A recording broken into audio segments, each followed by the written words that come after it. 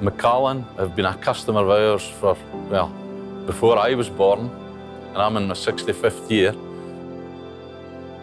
We've taken a death mask of the stills, and we've actually applied the skill and handcrafting of Versailles to perfectly mimic those in every shape and form.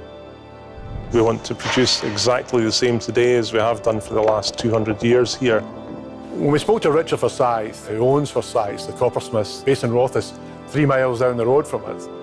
The Macallan spirit still is one of the smaller ones in the industry.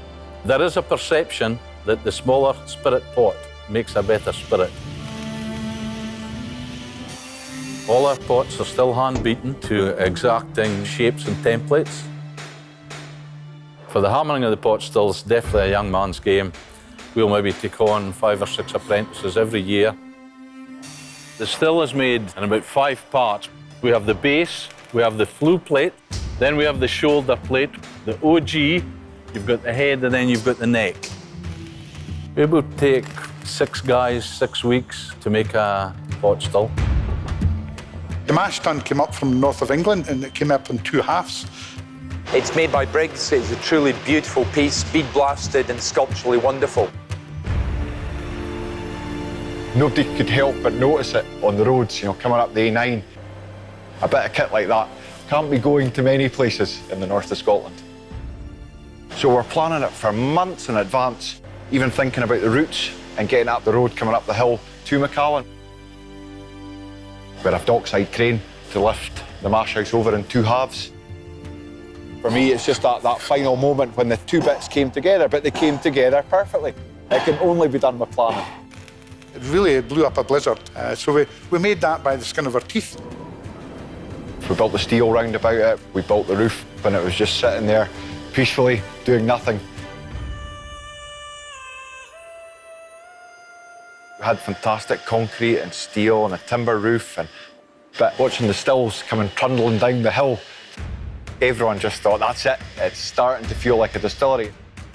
The stills you see today have also been acid cleaned down and lacquered to preserve their finish. You know, the first condensers went in, the first stills went in, but we just kept going. 1 still house, 2 still houses, 3rd still house. We always said we wanted to create the most beautifully coordinated distillery ever. Our involvement was about composition and about taking those beautiful hand-beaten vessels and arranging those in a way that celebrates them even more.